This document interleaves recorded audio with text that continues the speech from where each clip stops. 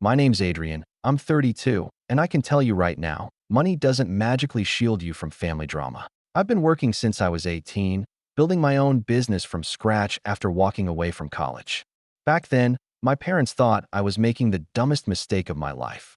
You'll never amount to anything without a degree, my mom told me while stirring her coffee like she was auditioning for a soap opera. My dad just grunted in agreement, which was his usual way of dismissing anything I said. They didn't know I had already started my first online venture, a niche e-commerce store, that would eventually grow into a series of companies generating millions a year. But back then, all they saw was a reckless, naive kid who didn't want to work hard. We were never a close family. My parents were the type who measured worth by appearances and status. My older sister, Lily, was their pride and joy, a corporate lawyer with a pristine LinkedIn profile, luxury handbags for every season, and the kind of cold, calculated confidence that could make a room go quiet. She was the success story they paraded in front of family friends. I was the cautionary tale. Anytime I came over for dinner, they'd manage to slip in jabs disguised as concern. "Still doing that little internet thing?" my dad would ask, chuckling as if it were a phase I'd outgrow, like collecting comic books. Lily would smile politely and say, "You know, it's never too late to get a real job." For years, I let it slide. I figured there was no point in defending myself. They wouldn't believe me anyway. And truthfully, I was busy. Building a business from the ground up takes everything you have, and I didn't have the energy to prove myself to people who had already decided I was a disappointment. So I kept my life quiet. I didn't brag about my earnings. I didn't mention that I'd bought my own house in cash by 27 or that I could afford to travel anywhere in the world on a whim. I just smiled through the family dinners, endured the comments, and went home to the life they assumed I didn't have. The breaking point came on a rainy Thursday evening. I'd stopped by my parents' house after my mom texted me asking if I could help with something. When I got there, my dad was in the living room, pacing. Lily was sitting on the couch with a glass of wine, smirking like she already knew I was in trouble. My mom stood by the fireplace, arms crossed, as if she were about to announce some devastating news. "Adrian," my dad started, "we've been talking. You're 32 years old, and it's clear this online nonsense isn't going anywhere. You've had enough time to figure your life out, but you're still wasting your potential." I felt my jaw tighten. "What exactly are you getting at?" He stopped pacing and pointed toward the door. "You've been living in that apartment for years, and you're still here asking for help with small things. We can't keep enabling you." I blinked, confused. "Enabling me? I've never asked you for money. Not once." Lily let out a short laugh. "Oh, come on, Adrian. You've been coasting. You think anyone believes you're making a living off your little business? It's sad, honestly." My mom stepped in, voice sharp. "We've decided it's time for you to stand on your own 2 feet for real. No more coming here when you need help. No more expecting us to bail you out." I stared at them, stunned. "I don't need you to bail me out. I'm doing just fine." My dad's voice rose. "If you're doing so fine, then you can prove it by surviving without our help at all. In fact, you can leave now. Go live in the streets if you have to. Maybe that will wake you up." The room went quiet except for the rain hitting the windows. I glanced at Lily, who was sipping her wine like she was watching a show she'd been waiting all week to see. I could feel the heat rising in my chest, but I forced myself to stay calm. They thought they were delivering some harsh reality check. They thought I'd beg, maybe promise to do better, or get a real job. They had no idea I could buy their house 3 times over without touching my savings. I picked up my jacket from the chair and slipped it on. "All right," I said softly, almost smiling. "If that's what you want." My mom opened her mouth, probably to add one more dig, but I didn't give her the chance. I walked out, shutting the door behind me. As I got into my car, a black sedan that they assumed was a used model I'd barely been able to afford, I caught my reflection in the rearview mirror. I wasn't angry. I wasn't hurt. I was almost amused, because I knew something they didn't. Something they were going to find out in a way they'd never forget. And as the rain poured harder, I drove off into the night, already knowing that 3 weeks from now, their entire view of me, and of themselves, was going to shatter. The first week after they threw me out was strangely quiet. Not emotionally quiet. I had plenty of thoughts running laps in my head, but quiet in the sense that there were no calls, no texts, no follow-up from them. I didn't expect an apology, but some part of me had thought maybe they'd at least check if I was okay. Nothing. It was as if I'd been erased from the family roster entirely. I spent those days working from my home office, though home office doesn't quite do it justice. The place was a modern penthouse overlooking the city, with floor-to-ceiling windows and a study lined with leather-bound books I'd collected over the years. I could sit at my desk and see the skyline stretching into the horizon, a constant reminder of just how far I'd come from the kid they once called a failure. By the second week, I started hearing things from mutual acquaintances, subtle hints that my parents and Lily were concerned about me. Not concerned as in worried for my well-being, but concerned as in shaking their heads and telling people I'd finally hit rock bottom. My mother, it seemed, had told her church friends that I was living out of my car now because my little internet project collapsed. Lily had apparently told one of my old high school friends that I was finally learning life's lessons the hard way. They weren't just painting me as a failure. They were actively building the narrative. One night, I got a text from my cousin Jacob, one of the few family members who had always treated me like an equal. Jacob, hey man, I overheard something tonight. You okay? Me? Define okay. Jacob, your mom was telling people at dinner that you're basically homeless. She said you'll probably come crawling back soon. Me? Interesting. Jacob, also, Lily made a joke about maybe letting you do odd jobs for her firm when you're desperate enough. She said you'd look good fetching coffee. I stared at that last message for a while, letting the words sink in. It wasn't surprising. Lily had been making those kinds of digs for years, but hearing it now, after they'd already kicked me out, hit differently. It was like watching someone set fire to a bridge you had already decided never to cross again, just to make sure it was gone. The third week rolled around, and I decided to make an appearance at my parents' Sunday dinner. Not as a guest. I wasn't invited, but as an observer. Jacob had mentioned that these dinners had become a weekly ritual ever since I left. I pulled up in my car, this time, my other car, the one they didn't know I owned. A sleek silver coupe that turned heads without even trying. I parked a few houses down so they wouldn't see me arrive. From the sidewalk, I could see them through the dining room window.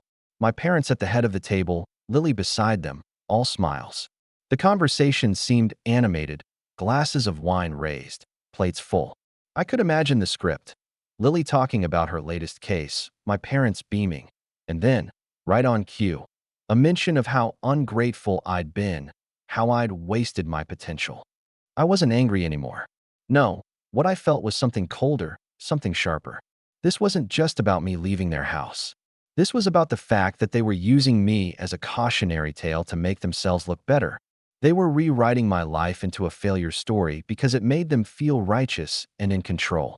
2 days later, I got a call from my mom. Not to reconcile, but to ask for a favor.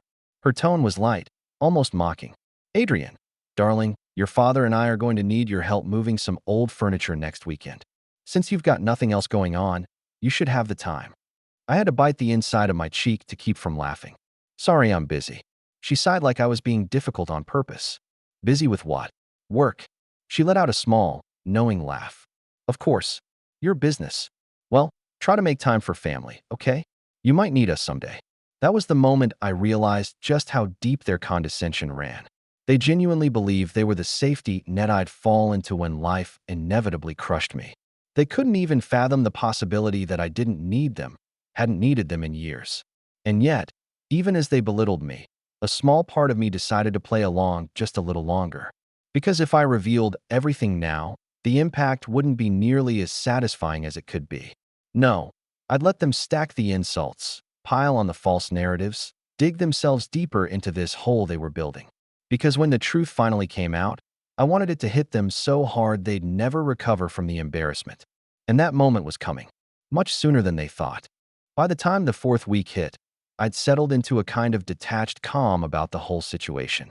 I knew exactly where I stood with them now, and I wasn't losing sleep over it. But just when I thought I'd seen the worst of their pettiness, they managed to find a new low. It started on a Thursday morning with an email from my bank. Subject line: unusual account activity, immediate attention required. My first thought was that it might be some phishing scam, but when I logged into my account, I froze. 2 large withdrawals, each over $7,000, had been made from one of my older accounts. The account wasn't one I actively used anymore, but it was still open because it was tied to a joint savings plan my parents had opened for me when I was a teenager. I had meant to close it years ago, but it had slipped my mind. Both withdrawals were marked as in-person transactions, and both were from a branch 2 blocks from my parents' house. At first, I tried to think of a reasonable explanation. Maybe some banking error, maybe identity theft. But when I called the branch and got the details, my stomach dropped. The teller remembered the withdrawal clearly. According to her, my mother had come in, said I'd authorized her to access the funds for a family emergency, and walked out with a cashier's check both times. I don't know what made my hands shake more, the theft itself or the fact that she'd done it so casually, as if my money was hers to take whenever she pleased. I didn't call her right away. I needed to be calm, and right then, I wasn't. Instead, I called Jacob. "You're not going to believe this," I said, explaining what had happened. There was a long pause. "Adrian, I think I know where that money went." "Where?" He hesitated. "Lily just put a down payment on a new luxury SUV. She was bragging about how it was a gift from the family for all the hard work she does." The words hit me like ice water. It wasn't enough for them to treat me like a failure. They'd actually stolen from me to reward Lily. My mother had literally walked into a bank, emptied my account without permission, and funneled the money straight to the golden child, probably while telling herself it was perfectly justified. That night, I drove to my parents' house. I didn't go inside. I wasn't ready for the confrontation yet, but I parked across the street and just sat there, staring at the warmly lit windows. Inside, I could see them in the living room. Lily was holding up a set of car keys, and my mom was taking a photo, probably to post online later. My dad was laughing, clapping her on the shoulder like she'd just won some award.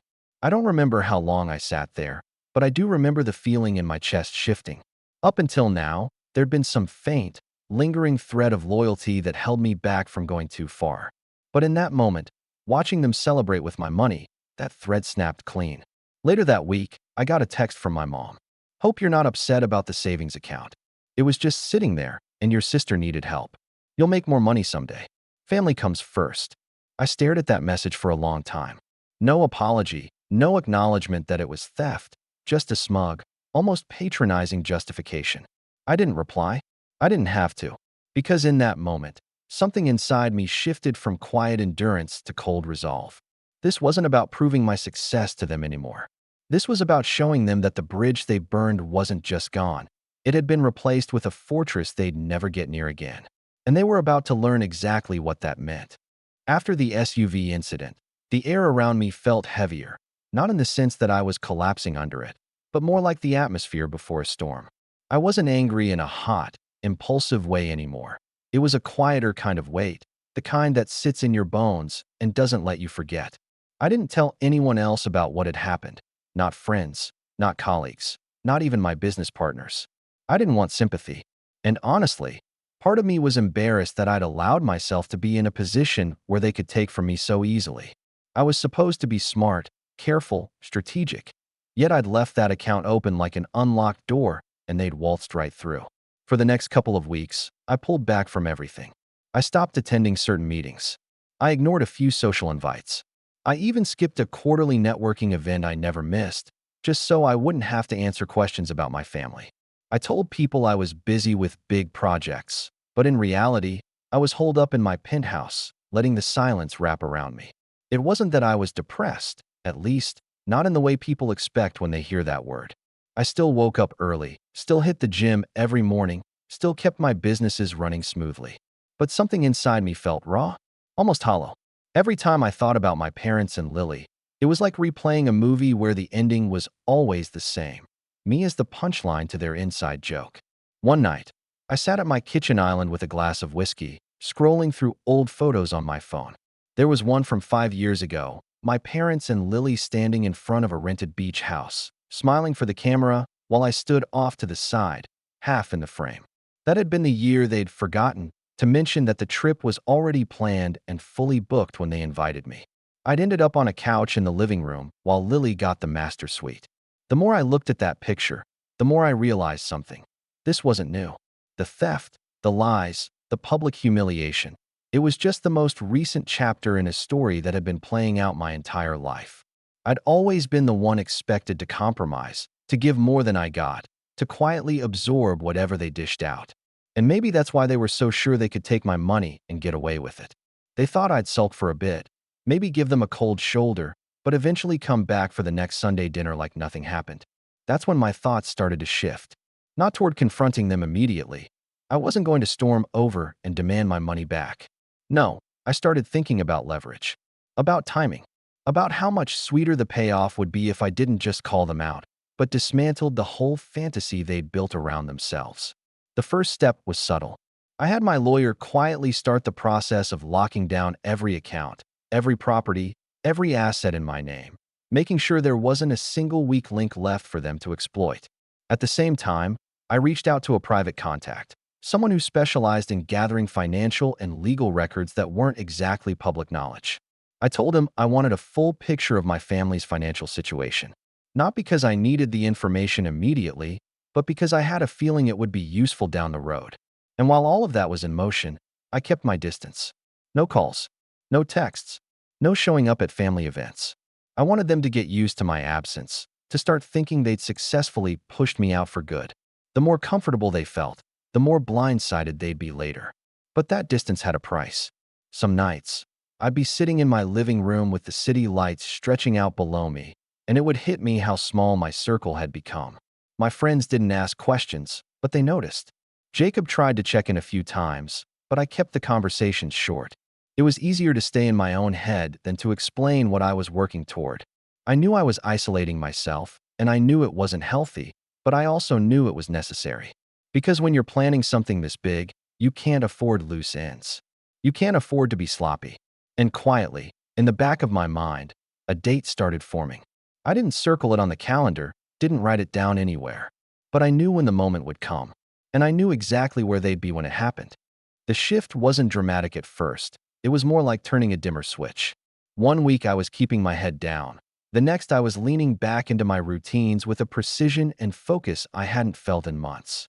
I dove into my businesses with a renewed clarity, almost like I'd been coasting before and hadn't realized it. My flagship company had been doing well for years, but there were two expansion projects I'd been putting off, one in Europe and one in Southeast Asia. I greenlit both within the same week. That meant hiring new teams, forging partnerships, and locking down multi-million-dollar contracts that would cement our brand globally. And I wasn't just doing it for the revenue, though the numbers were staggering. I was doing it to ensure my influence and reach were undeniable. I wanted my footprint to be so big that when the moment came, there would be no question in anyone's mind about who I was and what I'd built. At the same time, I started networking again, but with intention. Instead of generic business mixers, I attended high-level investor dinners, tech summits, and charity galas. I made sure to be seen in rooms my family could only dream of entering. I shook hands with people who could, with a single phone call, change the trajectory of an entire industry.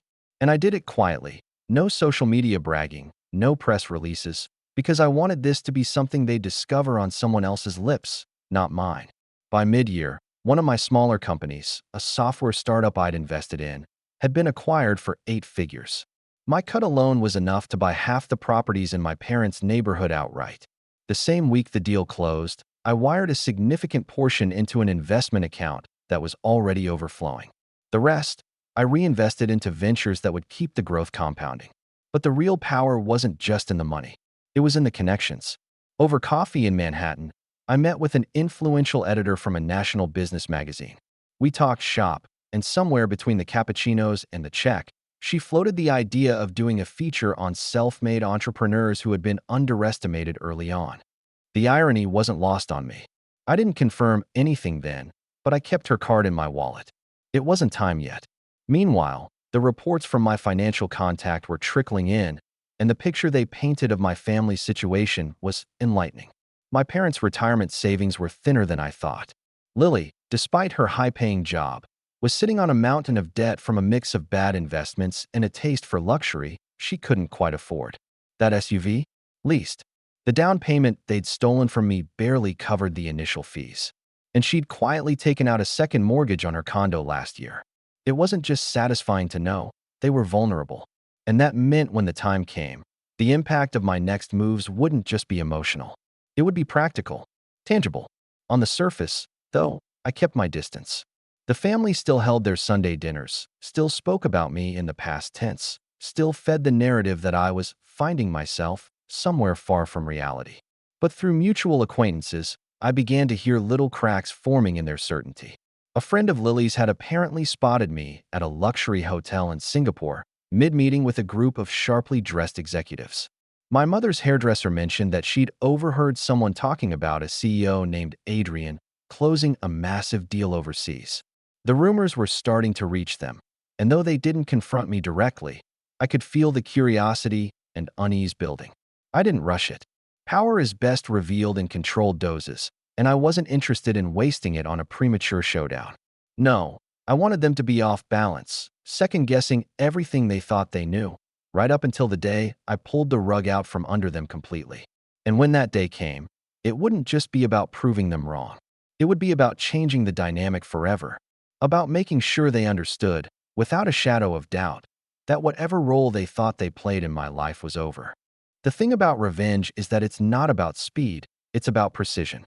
You don't just strike the moment you get the chance. You wait until the moment is so perfect, so airtight, that your move can't be undone or dismissed. By now, the information my contact had been gathering was complete, and what I saw on paper confirmed what I'd been suspecting for months. My family's image of stability was mostly smoke and mirrors. My parents were on the brink of needing to downsize, but refused to admit it publicly. Lily's financial situation was worse than I'd thought. Maxed out credit cards, high-interest loans, and a lease on that SUV she could barely keep up with. She had even started skipping payments on her second mortgage. One piece of information, however, caught my attention more than anything else. Buried in my father's financial records was a note about an early investment in a small property development company, one that had been quietly circling the drain for the past year. The kicker? My father had personally guaranteed a loan for the company. If it went under, he'd be on the hook for the full amount, well into six figures. And judging by the reports, it was about 3 months from collapse. That was the moment I knew how to set the stage. I didn't need to destroy them financially. That would make me look vindictive. No, what I needed to do was let them walk right into a situation where their arrogance and assumptions would undo them, and I'd be there in a position they could never have imagined. Around the same time, I got a call from the business magazine editor I'd met in Manhattan months earlier. She was moving forward with her Underestimated Entrepreneurs feature and wanted me to be the centerpiece. Not just a small write-up, a multi-page spread with professional photos, my full story, and an emphasis on the early days when people told me I'd never make it. I agreed immediately but gave her one condition. The release date had to align with a certain month, the same month my father's failing investment was due to implode. As all this was falling into place, an unexpected opportunity landed in my lap. A real estate investment firm I'd done business with before reached out with an offer. They were acquiring distressed assets from smaller developers and needed an infusion of capital from someone they trusted. I'd been one of their top investors in the past, so they were offering me first choice on the deals. When they sent over the list of properties, I almost laughed. Sitting there in the portfolio, highlighted in red as high risk, was a block of partially developed townhomes owned by none other than my father's struggling property company. I didn't commit right away. I asked questions, reviewed the contracts, and quietly positioned myself so that if the company defaulted, as the reports suggested it would, I could acquire the entire project through the investment firm at a fraction of its value. That meant not only would my father's company lose the project, but I'd own it without ever having to deal with him directly. And the best part? On paper, it would look like nothing more than a smart business move on my part. No direct attack, no traceable vendetta. While those gears were turning, I kept my distance from the family, but I made sure my name kept floating into their conversations. Jacob mentioned to me that my mom had asked him if I'd gotten lucky with something because she'd heard I'd been flying first class internationally. Lily had apparently asked a mutual acquaintance if I was actually doing well or just pretending for appearances. I could feel their curiosity gnawing at them, and I knew that curiosity would turn to shock soon enough. I wasn't just getting into a powerful position. I was about to control the board they didn't even realize we were playing on.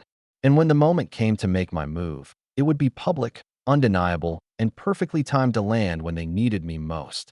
When the month finally arrived, Everything I'd been putting in place over the past half year was lined up like dominoes, ready to fall in sequence. All I had to do was tap the first one. The business magazine feature hit newsstands on the first Monday of the month. My face was on the cover. Polished suit, skyline backdrop, headline in bold letters, "From doubt to dominance." The self-made visionary who proved everyone wrong. The article didn't name my family directly, but it didn't have to. The narrative was clear. I had been told I'd never succeed, had been underestimated by those closest to me, and had quietly built an empire worth tens of millions. The timing couldn't have been more perfect. Within hours, the piece was circulating online, shared across social media, business groups, and even LinkedIn circles my sister frequented. That same day, my phone buzzed nonstop. Colleagues, old friends, even distant acquaintances were congratulating me. And, right on cue, I got the text I'd been expecting from my mother. "Adrian, we saw the magazine. We had no idea things had gotten this big for you. We're proud of you." Proud. The words sat in my mind like a bitter pill. After years of dismissal, after stealing from me, now they were proud. I didn't reply. 2 weeks later, my father's property development company officially defaulted on its loan. The bank moved quickly, and the real estate investment firm I'd partnered with swept in to acquire the project at a steep discount. As planned, my capital bought me controlling ownership of the entire development. On paper, it was just another smart acquisition. In reality, it was me holding the deed to my father's single biggest asset, without him even knowing. I waited 3 days before the next step. Then I had my assistant arrange a meeting with my parents and Lily at a neutral location, a high-end restaurant downtown. The invitation came under the guise of discussing a business opportunity, and given their sudden shift in tone after the magazine feature, they were eager to accept. When they arrived, they were all smiles. My mother hugged me for the first time in years. My father shook my hand like we were old business partners. Lily complimented my suit, her voice dripping with a politeness I'd never heard from her before. We ordered dinner, exchanged small talk, and then, halfway through the main course, I slid a folder across the table. Inside was the ownership document for the development they'd been clinging to as their big investment. My father's smile faltered as he read it. This is our property," he said slowly. "Correction," I said, my voice calm. "It was your property. It's mine now." They stared at me in stunned silence. I didn't raise my voice, didn't gloat, just laid out the facts. Their company had defaulted. The bank had offloaded the project. I'd bought it legally, at a fair price, through an established firm. I explained it the way a surgeon might describe a clean cut: precise, unemotional, final. My mother's cheeks flushed red. "Adrian, how could you? How could I?" I cut in, my tone sharpening just slightly. "The same way you walked into my bank account and took my money without permission. The same way you gave it to Lily like it was yours to give. The same way you kicked me out of your house and told people I was homeless. I just learned from the best." Lily's jaw tightened, but she didn't speak. My father sat back in his chair, eyes darting between the papers and my face.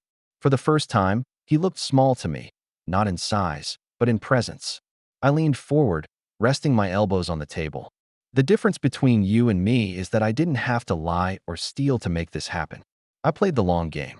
And now, when this development turns a profit, and it will, not a cent will have your name on it." The table was silent except for the clink of cutlery from nearby diners. They didn't argue. They didn't apologize.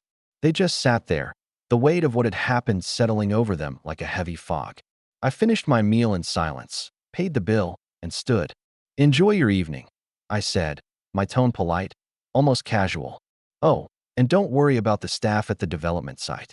I've already told them the change in ownership won't affect their jobs. Just yours." And with that, I walked out, leaving them sitting in the warm glow of the restaurant's chandeliers, the reality of their new position in my world settling in like a cold wind. The fallout came faster than I expected. 3 days after that dinner, I got a call from Jacob. His voice was low, like he wasn't sure whether to sound concerned or impressed. "Your parents are losing it," he said. "Your dad hasn't left the house in 2 days. Mom's been calling around trying to fix things, but everyone she talks to already knows you own the property. And, well, people are talking." It turned out the story had spread beyond the family circle. My father's failed investment wasn't just a quiet embarrassment. It was public knowledge in their social sphere. The same people they used to boast to at dinner parties now whispered about how their reckless son had somehow outmaneuvered them in business. I didn't have to lift a finger to make that happen. People love a twist, and this one was too juicy to keep quiet. Lily didn't fare much better. Her SUV lease was up for renewal, and without my parents covering her emergencies anymore, she had to downgrade to something modest. For someone whose image was built on luxury, that was a social death sentence. I later heard she'd quietly put her condo up for sale, trying to keep ahead of her debts. My parents reached out twice in the weeks after. The first time was a text from my mom. "Can we talk? We're still family." I ignored it. The second time was a voicemail from my dad, his tone strained. "We need to find a way forward. You can't just cut us off like this." I deleted it without listening to the end. The thing is, I hadn't cut them off out of anger. I'd simply recognized that there was nothing left to salvage. They'd made it clear who they were when they stole from me, lied about me, and celebrated my supposed downfall. I'd just responded in kind, except I did it without losing my integrity.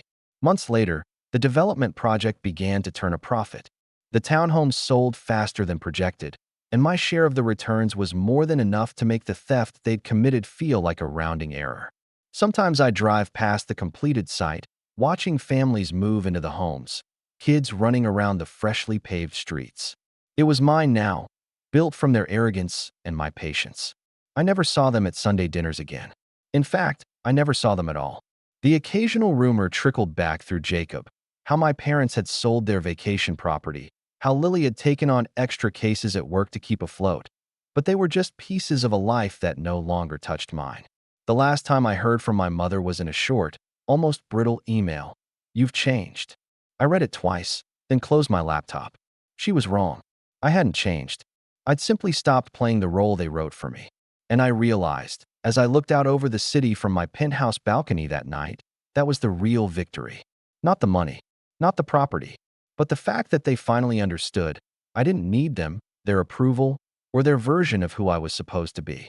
The final time I thought about it, I smiled to myself and said out loud, just once, for my own satisfaction, "I didn't just live in the streets. I bought the whole block."